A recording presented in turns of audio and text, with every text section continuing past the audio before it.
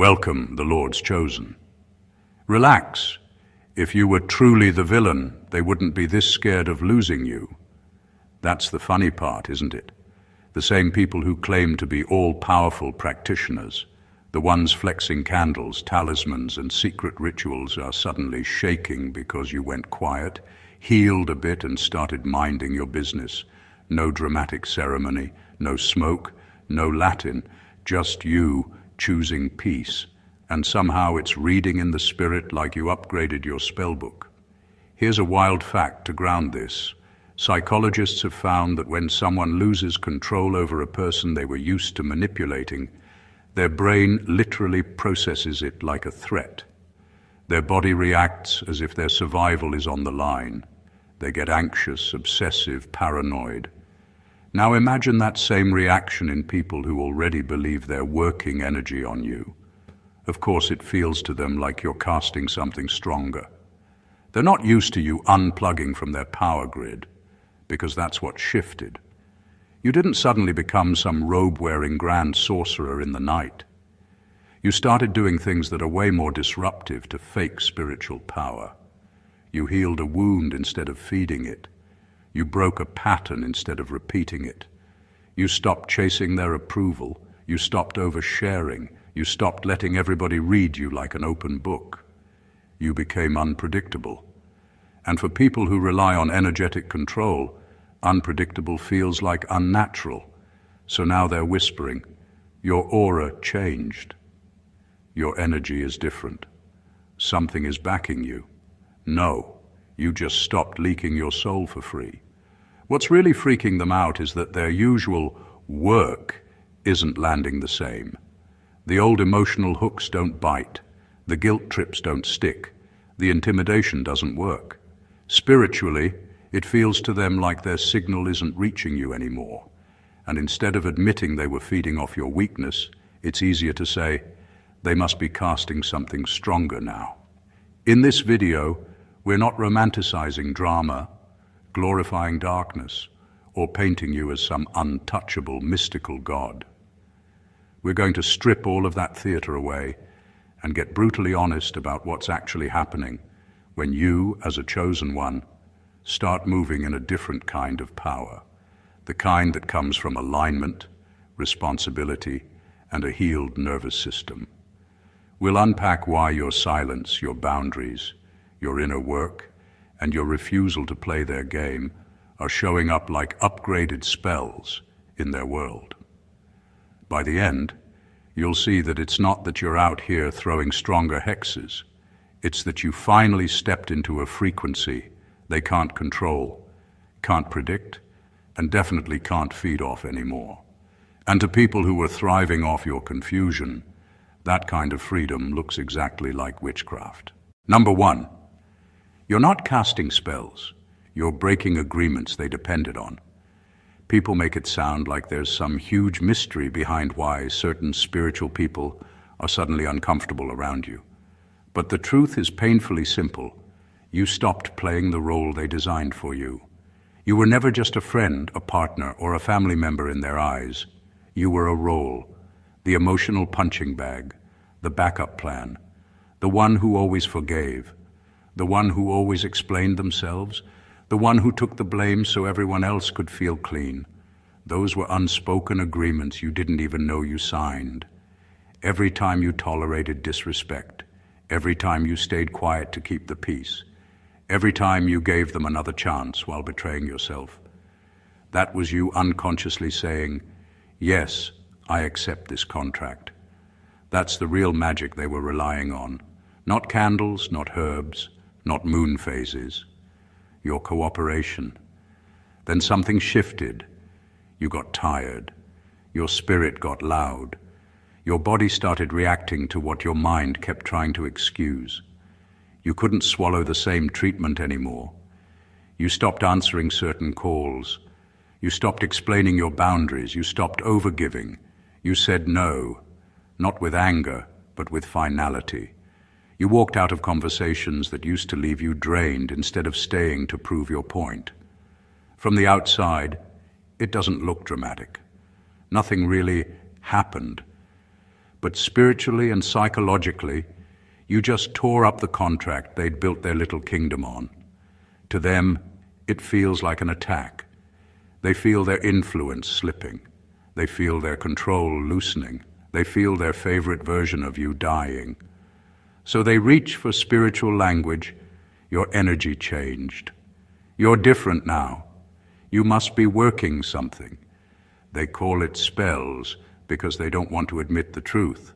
Their power only worked as long as you agreed to stay small, guilty, and available.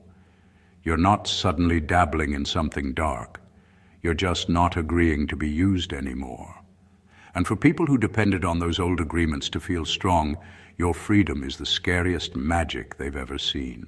Number 2, your nervous system is doing a deliverance they can't replicate.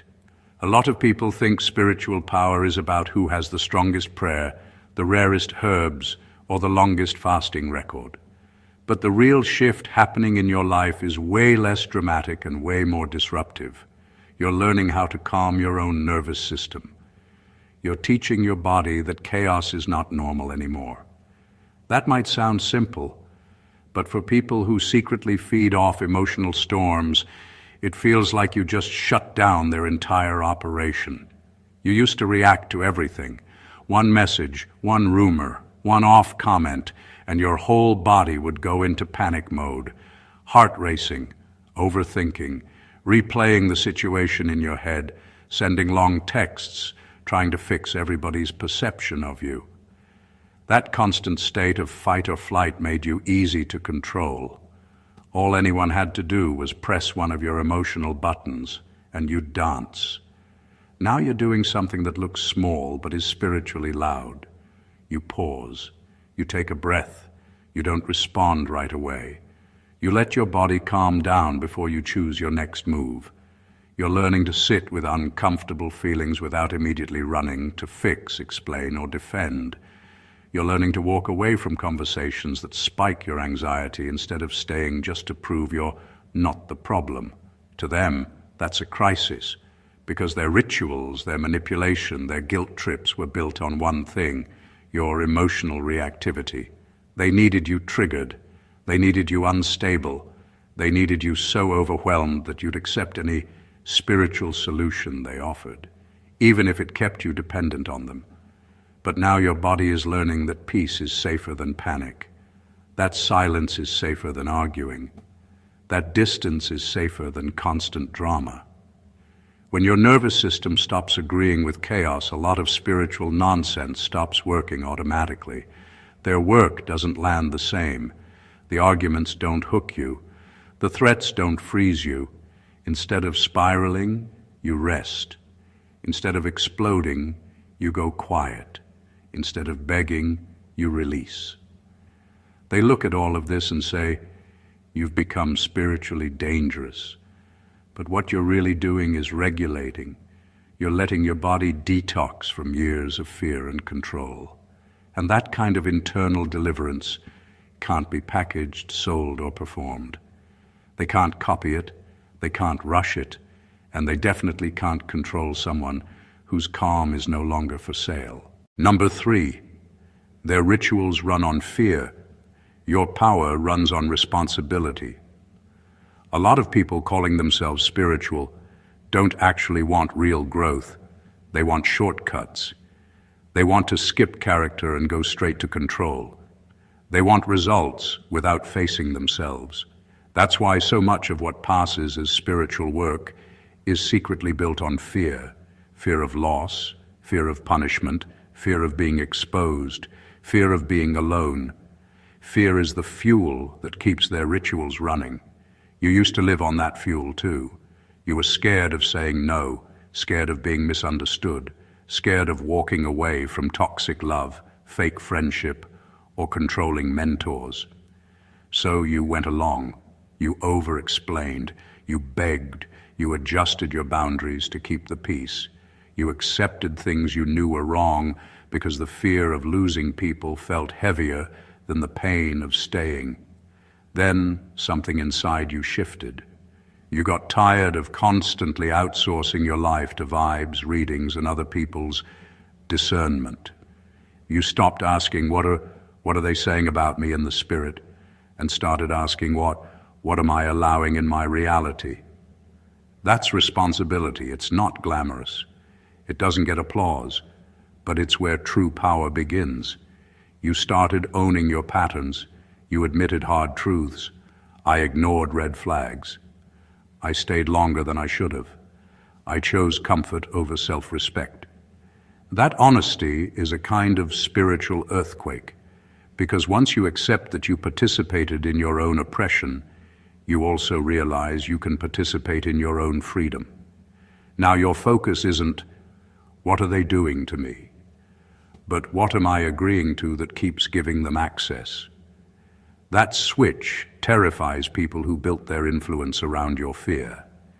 If they can no longer scare you with threats, prophecies, or rejection, they lose leverage. You're not running to them panicking about every dream, every shift in energy, every setback. You're taking responsibility, changing habits, closing doors, setting boundaries, cleaning up your choices. Fear-based power always needs a villain to blame and a victim to control. Responsibility removes both. You're no one's villain and no one's victim. You're accountable. That's why your presence feels so heavy to them now. Their rituals can't compete with someone who's not afraid to say, yes, I messed up, but I'm also the one fixing it. That's not a spell. That's maturity. And to people still hiding behind smoke and mirrors, maturity looks like dangerous magic. Number 4, you stopped being an open port for spiritual spam. For the longest time, you were an easy target without even realizing it. Any energy, any person, any random thought that crossed your path could latch onto you, influence your mood, and bend your decisions. Your mind and emotions were like an open Wi-Fi network, broadcasting signals to anyone willing to connect. You didn't even need to try. People's projections, manipulations, and drama found their way straight in, and you absorbed it, often believing it was part of your own experience. That openness made you predictable, malleable, and easy to control. Then something changed. You started saying no, not necessarily out loud, but in your energy, in your presence, in the way you refused to react to every ping, every subtle manipulation. You became selective. You started recognizing which thoughts belonged to you and which were intrusions. Boundaries became your shield, silence became your ally, and discernment became your default mode. Suddenly, not everything and everyone could plug into your system anymore. You were password protected, and that's when people noticed. The same ones who thrived on your availability, your reactions, your emotional bandwidth, suddenly felt like you'd grown too powerful. Their usual access points, the guilt trips, the whispers, the manipulative guidance, even subtle judgment, started bouncing off instead of sticking. Your calm indifference, your refusal to respond to every vibration, your careful curation of what energies you let in, felt like sorcery to them. What they can't admit is that you didn't need to learn spells, rituals, or secret techniques to become untouchable. You just reclaimed your system. You refused to be a conduit for every random thought, fear, or scheme. You upgraded your internal firewall, and that's the kind of power that can't be copied or forced.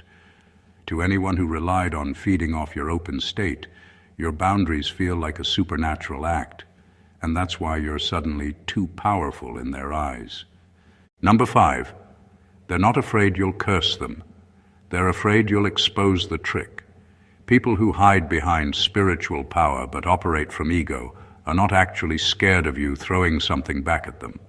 They're not lying awake at night thinking, what if this person curses me? What really keeps them on edge is the possibility that you'll finally see through the performance and stop playing along with it. Because a lot of what they've been doing isn't deep mystery or sacred wisdom. It's emotional manipulation with props. Candles, cards, incense, spiritual language. I saw this about you. Spirit told me that. Your destiny is tied to me. all of it can be used as costume and stage lighting for something very basic: control. As long as you believed they had access to some secret realm you couldn't reach without them, you would second-guess yourself and overtrust them. The real shift started the moment you realized, wait, this wasn't destiny. This was somebody's agenda. The reading that always left you more dependent on them. The word that always confirmed their importance in your life. The warning that just happened to keep you from walking away from them. Once that clicks, the spell is broken, because their power was never actually spiritual, it was psychological. Your clarity is the one thing they can't defend against. You don't even have to argue. You don't have to expose them on social media, call them out publicly, or start a spiritual war. You just stop treating their performance like prophecy. You stop treating their opinions like divine law. You stop rearranging your life whenever they look at you long and say, I'm picking up something. You walk away from the stage and go live your life. That's what terrifies them. Revenge, they can spin. They can turn it into, they're attacking me, they're jealous, they're in darkness now. Exposure is different. Exposure is when people quietly notice, their discernment only ever benefited them. Or, funny how their warnings only protect their position. When you stand in your own discernment and stop being impressed, you don't destroy them. You just stop feeding the illusion. And for someone whose entire identity is built on being the powerful one, losing that illusion feels worse than any curse. Number 6, your refusal to worship them is reading in the spirit as rebellion. From the beginning, you weren't just meant to listen to them, you were meant to orbit them. In their mind, your role was clear: stay impressed, stay intimidated, stay dependent. You were supposed to look at them like a spiritual plug you could never unplug from. They positioned themselves as the gateway, the translator, the one with special access you didn't have. As long as you believed that, the power balance stayed in their favor. Then one quiet day inside yourself, something shifted. You realized, hold on, you're not my source. You're just a person with tools. That thought alone is spiritual dynamite, because once you see them as human, not a god, not a savior, not the final voice over your life, the spell of superiority shatters. Their candles, cards, prayers, or titles don't disappear, but the way you relate to them does. You stop needing them to breathe. You start seeing your own connection, your own intuition, your own access. That's when the roles flip. The same traits they used to praise in you, your loyalty, your humility, your willingness to learn, suddenly become pride, disrespect, or rebellion when they no longer serve their control. You start asking your own questions, making your own decisions, setting your own boundaries, and suddenly you're changing, moving funny or under some influence. Not because you're doing anything dark, but because you dared to step off your knees. To people who need worship to feel powerful, simple self-respect looks like witchcraft. They read your independence as an attack. Your silence feels like a threat. Your ability to go directly to God, to your own intuition, to your own inner guidance without their confirmation, feels like you're bypassing their throne. And in their world, any soul that stops bowing is automatically dangerous, so they give it language. You're being deceived. You're in rebellion. You're not covered anymore. What they won't say is, I'm scared because I no longer own your fear, your attention, or your neediness. You're not rebelling against truth. You're rebelling against idolatry. You stop treating them like your oxygen, and they're gasping because their power was never about serving you. It was about being served by you. Number 7. You're doing the one thing dark power can't stand: healing. This is the part they never talk about. Most of the spiritual control that people brag about isn't really touching your spirit first. It's locking into your trauma. Manipulative spiritual work thrives in old wounds. Abandonment, rejection, shame, fear of not being enough, fear of being left, fear of being exposed. Those are the open doors. Those are the places where suggestions sink deeper, where guilt hits harder, where threats feel heavier.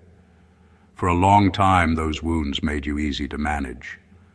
All someone had to do was hint that you'd be alone, forgotten, cursed, uncovered, or replaced, and your whole soul would panic.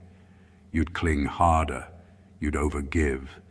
You'd apologize when you weren't wrong. You'd tolerate what you hated just to keep from feeling abandoned again. They didn't need to chain your hands. Your trauma kept you in place. Then you did something truly disruptive. You started going to the root.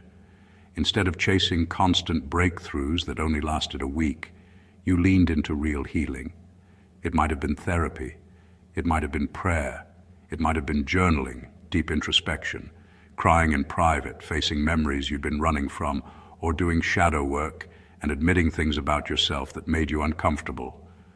Whatever your path looked like, you finally stopped saying, "Fix them," and started saying, "Help me heal this in me."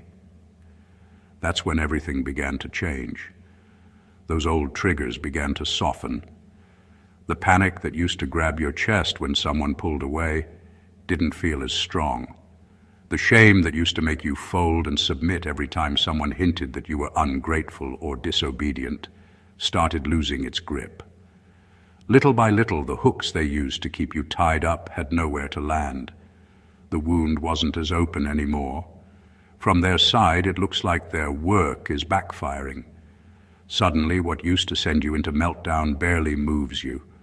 The predictions don't scare you. The guilt doesn't stick. The emotional blackmail feels more obvious than holy. They say, "You've hardened your heart," or "You're different now," because they can't admit what's really happening. The spell they cast was always rooted in your pain, not their power. And your healing is canceling their access. Dark, manipulative power needs brokenness the way fire needs oxygen. You're not fighting them with bigger candles or louder prayers. You're cutting off their air supply. Every layer you heal, every belief you release, every boundary you honor, every piece of your story you finally make peace with, makes you less controllable. To them, that feels like spiritual warfare. To you, it's just wholeness. Number 8, your detachment is cutting off their supply in ways they can't explain. You didn't stand over a cauldron. You didn't chant anything in Latin. You didn't light 10 reversal candles at midnight. What you did was way quieter, and in their world, way more violent. You stopped feeding them. Not physically, energetically. You took back your attention, your reactions, your access, and your availability. And for people who survive on emotional chaos, that feels like you hit them with something heavy. Before this shift, you were always on. If they sent a message, you answered. If they threw shade, you cleared your name. If they created tension, you rushed in to smooth it over. If they hinted something was wrong in the spirit, you panicked and tried to fix it. Your emotions were on tap. Your energy was always reachable. You didn't realize it, but you were their power source. Then you got tired of the cycle. Instead of trying to fight them on their level, you chose something they don't know how to handle: detachment. You blocked the calls, muted the chats, stopped stalking their pages, stopped waiting for their reactions. You let conversations die. You let misunderstandings breathe without chasing anyone down with a 3-page explanation. You refused to show up in rooms where your name was only present as a topic, not as a respected person. From the outside, it looks like you did nothing. You just stepped back. But spiritually and energetically, you slammed a door. The string they used to tug on for instant drama now leads nowhere. The bait doesn't get a bite. The guilt doesn't get a response. The accusation doesn't trigger the essay-long defense. Their work doesn't seem to land because the part of you that used to obsess, overthink, and chase is no longer subscribing. To people who live on constant conflict, that silence feels brutal. They start saying things like, "You changed the energy," or "You're acting weird," or "You've gone dark." What they actually feel is withdrawal. The emotional food they used to harvest from your fear, your anger, your confusion, your explanations, that supply is drying up. And instead of owning how much they relied on your reactions to feel important, they frame your detachment as some kind of sinister upgrade. But you didn't curse them. You just stopped paying the bill on a connection that was draining you. You chose distance over drama, clarity over chaos, and inner peace over being understood in every room. To the healthy, that looks like growth. To the dependent, it looks like betrayal. Either way, your detachment has spoken a language no ritual can cancel. Access denied. Number 9. You upgraded from praying for outcomes to praying for discernment. There was a time when almost all your spiritual energy went into begging for specific results. You wanted this person, that opportunity, that platform, that door. Your prayers, affirmations, manifestations, whatever language you used, were all centered on, "Make this happen for me." And some people around you loved that, especially the ones who positioned themselves as the ones who could help those doors open. They could confirm what you wanted, agree with your desires, and attach themselves to your journey as the supposed key holders. Then something broke inside you in the best way. You got tired of chasing things that kept draining you once you finally got them. You got tired of calling disappointments attacks when deep down something in you knew that wasn't really for you. You started to see the pattern. Every time you forced a door, you paid for it later with your peace, your dignity, or your sanity. So your prayers shifted. Your intentions changed. Instead of, "Give me this," you started saying, "If it's not mine, I don't want it. Show me what's actually for me, and expose what isn't, no matter how good it looks." That is not a cute little tweak. That is a full-on spiritual plot twist. Because now you're not asking the universe, God, or your guides to bend reality to your attachment. You're asking for truth, even if it tears your fantasy apart. And that's exactly what starts happening. Suddenly, doors they were bragging about helping you access start closing. People they swore were divinely connected to your destiny begin to show their true character. Relationships that were ordained start rotting under the light of honesty. Opportunities that looked golden reveal the fine print. Your voice dimmed, your boundaries violated, your value minimized. To outsiders, it looks like spiritual warfare. To the ones who tried to attach themselves to your rise, it looks like you're being blocked or under attack. In reality, your discernment is simply refusing to let delusion drive anymore. You're no longer impressed by titles, rituals, or big promises. You're paying attention to fruit. Does this drain me or grow me? Does this require me to shrink? Do I feel peace or constant pressure? You stopped trying to override red flags with faith. You stopped calling obsession confirmation. You stopped labeling every loss as the enemy when some of it was just God saying no. To people who wanted to ride your journey while steering it, this new version of you feels unreachable. They can't sell you shiny distractions as destiny anymore. They can't push their agenda and call it divine alignment, because you're actually checking with your spirit now, not just your feelings. It looks like you're casting bigger spells, but the truth is harsher and simpler. You just stopped begging for your will to win and started asking for what's real, even if it costs you what you thought you wanted.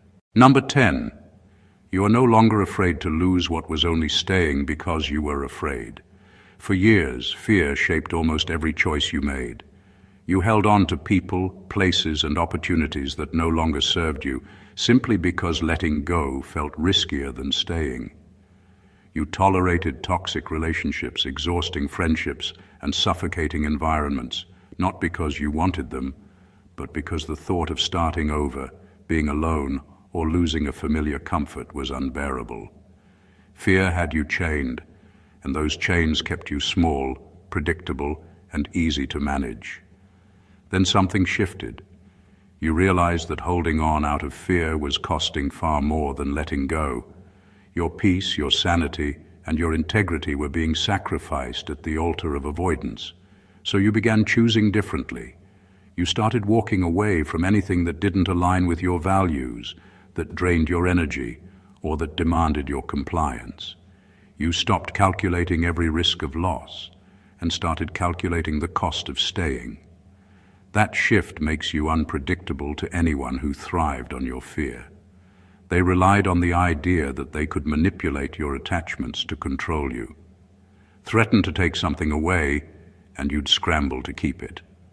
Whisper doubt about a relationship, and you'd overcompensate. Play on your insecurities, and you'd bend to their will. But when fear no longer dictates your decisions, the usual levers they pull lose their power. They can no longer scare you into compliance because your loyalty is now tied to truth, not to attachment. You've become uncatchable in the sense that your worth is no longer hostage to external conditions. You can say goodbye without trembling. You can leave behind what's toxic without hesitation. And that freedom feels like rebellion to them because they built their influence on your dependency. When you finally prioritize yourself over the illusion of security, you stop being predictable, controllable, and consumable. And that kind of liberation reads in the spirit like power they can't compete with. Number 11, you switched from protect me from them to remove whatever in me agrees with them. For a long time, your energy was focused outward. You were always scanning for threats, watching for manipulation, and trying to shield yourself from the people, energies, and situations that felt like attacks. Your prayers, intentions, and actions were all about defense. Protect me from them, from what they're sending, from what they're doing. That constant external focus kept you reactive. You were always responding, always on edge, always trying to outmaneuver what you believed was coming at you. Then something shifted. You started looking inward. The question changed from who's doing this to me to what in me keeps cooperating with this pattern. You realized that the real leverage they had over you wasn't just their influence. It was your agreement, often unconscious, with the dynamics that kept you small or drained. Maybe you were over-explaining yourself, excusing their behavior, tolerating disrespect, or ignoring your own boundaries. Maybe old fears and insecurities were keeping you stuck, repeating the same patterns that made their control possible. Once you turned your focus inward, everything changed. You stopped obsessing over who was sending energy, what spells were allegedly being cast, or who was behind your discomfort. Instead, you started cleaning up the parts of yourself that had always been opening the door. You began noticing your own reactions, habits, and choices, and you worked on dismantling the patterns that allowed manipulation to stick. That's when their work really starts to fail. The hooks they relied on, the fear, guilt, shame, and old trauma, no longer find purchase. You're no longer a reactive victim waiting for the next wave. You're actively shaping your reality from the inside out. By removing your internal agreement with their control, you disrupt the cycle at its source. The power shift isn't about fighting them. It's about taking responsibility for the parts of you that unknowingly handed them influence, and that is far more potent than anything they could throw at you. Number 12, you stopped romanticizing spiritual power and started valuing clean motives. There was a time when the whole idea of being powerful had you hooked. The most gifted, the most prophetic, the most anointed, the most spiritually deep. That's what everyone made it about. You were taught to look up to whoever seemed the most mysterious, the most intense, the most dramatic in the spirit. Tears, shaking, cryptic messages, heavy tones, big titles. It all looked like proof of a higher level. You absorbed that. A part of you wanted to be seen that way too. Then life and experience humbled you in the best way. You watched people with power, but no integrity, accuracy with no empathy, gifts with no accountability. You saw how easy it was to cloak control, manipulation, and ego in spiritual language. God said. Spirit showed me. I discerned. It started to feel less like holiness and more like a performance with incense and a soundtrack. So your priorities shifted. You stopped chasing intensity and started craving purity. Not perfection, purity.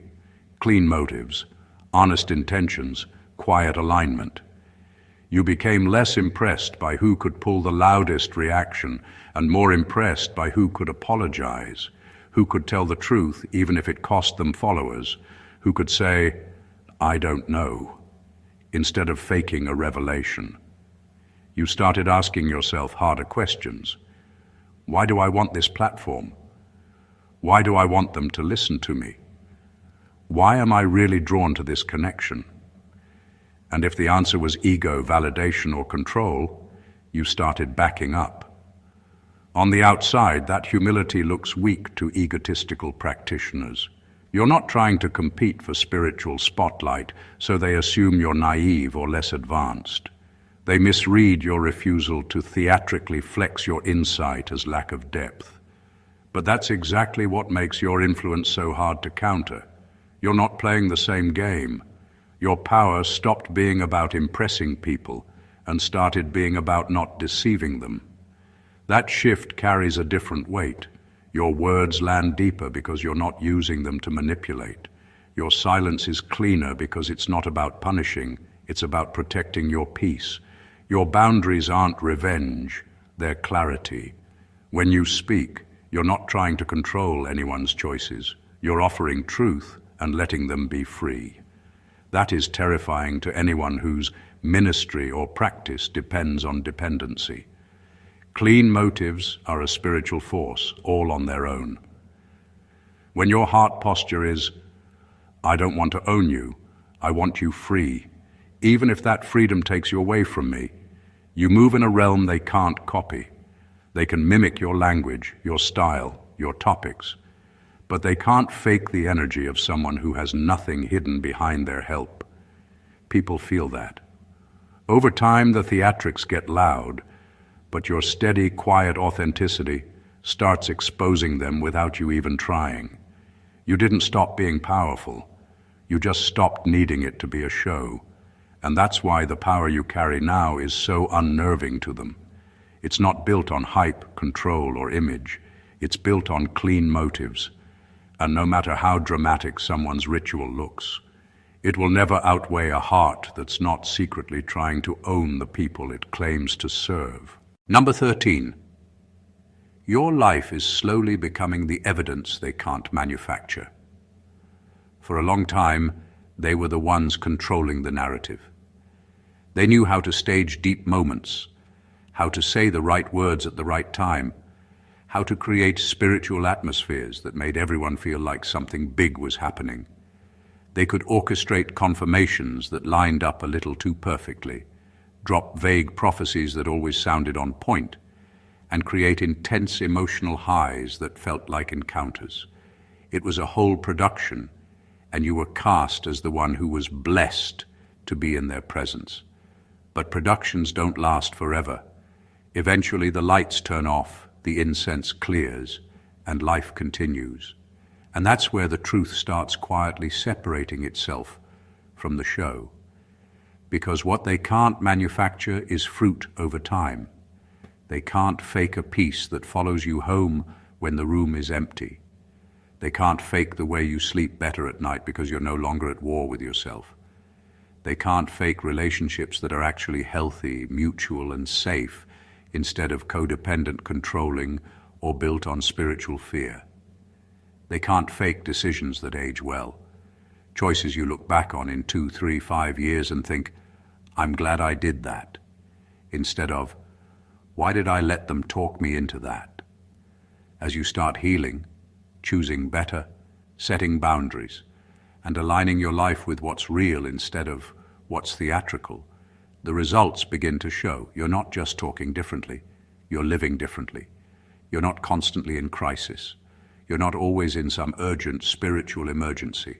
There's actual stability forming where chaos used to live. There's clarity where confusion used to be your normal. There's self-respect where desperation used to drive your decisions. That quiet stability is loud proof.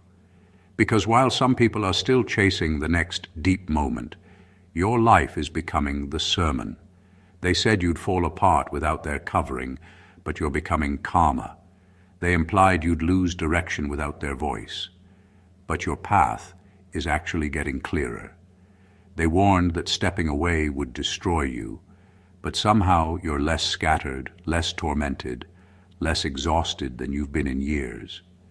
It exposes something they hoped would never be obvious. A lot of their power was noise, loud, dramatic, and addicting, but without long-term substance. It created dependency, not growth. It produced emotional rushes, not character. It made them look necessary, not truly loving. You didn't have to drag them, expose them online, or argue anyone into seeing the truth. Your life is doing the slow, patient work of contrast. Your peace, your progress, your healthier choices, the doors that open without you having to sell your soul or dim your light. All of that is evidence no ritual, no statement, and no performance can fake. They can stage a moment. You're living a transformation, and deep down, they know which one actually holds weight. Number 14.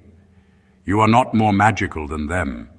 You are more aligned, and alignment always looks like sorcery to those who rely on control. From the outside, it looks like you suddenly leveled up in some secret, mystical way. Doors are closing that needed to close. Better ones start cracking open. You're calmer, clearer, and your no actually means no. Things that used to crush you now roll off you. To people who are used to scrambling, forcing, and manipulating everything, that kind of ease doesn't make sense. So they give it the only language they understand. You must be doing stronger work now. But you're not out here conjuring bigger spells. You're getting in order. What they're really feeling is alignment.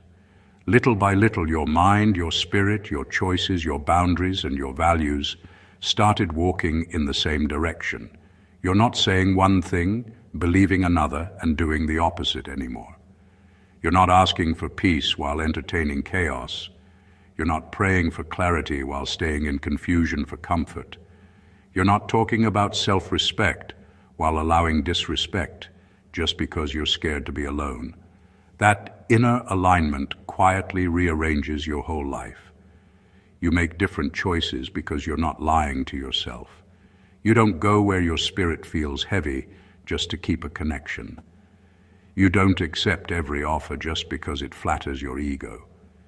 You don't force what clearly isn't flowing. You don't stay where you have to abandon yourself to be tolerated. That's not spell work. That's integrity. And integrity, over time, bends reality in your favor in a way rituals alone never can. To someone who lives by control, that looks supernatural. They're used to pushing, begging, forcing, guilt-tripping, emotionally blackmailing life and people into giving them what they want. So when they see you walking in favor that you didn't have to manipulate to get, they assume you're tapping into some heavy spiritual artillery. It doesn't cross their mind that peace, truth, and consistency are powerful all by themselves. You're not more magical. You're less divided. Your yes and your no are no longer for sale. Your presence is no longer a tool they can move around for their benefit. Your energy isn't scattered in 5 directions, trying to keep everyone happy at your own expense. You're not easily seduced by titles, drama, or deep talk. You value what's real, what's solid, what doesn't cost you your soul. And that's the part they really feel but won't admit. You're not becoming some grand sorcerer. They just can't own you anymore. Your alignment broke the leash. Everything we've unpacked here isn't about candles, incantations, or theatrical displays of power. It's about something far deeper, quieter, and infinitely more disruptive to anyone who thrives on control. It's about you reclaiming your energy, your boundaries, and your alignment. Every shift you've made, every boundary you've enforced, every fear you've faced, every old pattern you've healed, has changed the game in ways that no ritual or performance could. You're not casting stronger spells. You're simply refusing to be available for manipulation, refusing to feed the chaos, refusing to agree to contracts you never signed. That refusal looks like power to the outside world, because they are used to obedience, compliance, and emotional accessibility. Your nervous system is delivering what manipulative practices cannot replicate. Your clarity exposes their illusions. Your discernment shuts doors they tried to pry open for you. Your detachment starves them of the supply they depended on. Your willingness to lose what isn't aligned gives you a freedom they can't predict or control. Every step inward, from cleaning your internal agreements to valuing clean motives and walking in alignment, has created a presence that bends reality without them even realizing it. You're not performing, you're simply being, and that presence carries a weight that no smoke, ritual, or ego-fueled theatrics can compete with. This is the quiet revolution. Your life itself is becoming the evidence they can't manufacture. The long-term peace, the healthy relationships, the decisions that age well, the integrity that can't be faked. All the outward theatrics in the world can't replicate what happens when someone becomes whole, self-aware, and aligned. That is the true mark of someone who is spiritually, emotionally, and mentally unshakable. What they read as dangerous magic is just the reflection of a soul that refuses to be owned, controlled, or bent. So if you've been on this journey, taking back your power, honoring your boundaries, and walking in alignment, know this: what you're experiencing is real, and your freedom is already the most potent force at work. You're not chasing recognition, control, or validation. You're simply reclaiming yourself. And that is far more powerful than anything they could ever manufacture. If this message resonated with you, make sure to subscribe to the channel for more insights that will help you step fully into your power. Hit the like button if this spoke to your soul, share it with someone who needs this clarity, and drop a comment below to let us know how you're taking back your energy and walking in alignment. This is your moment, your journey, and your freedom. Own it unapologetically. Stay blessed always.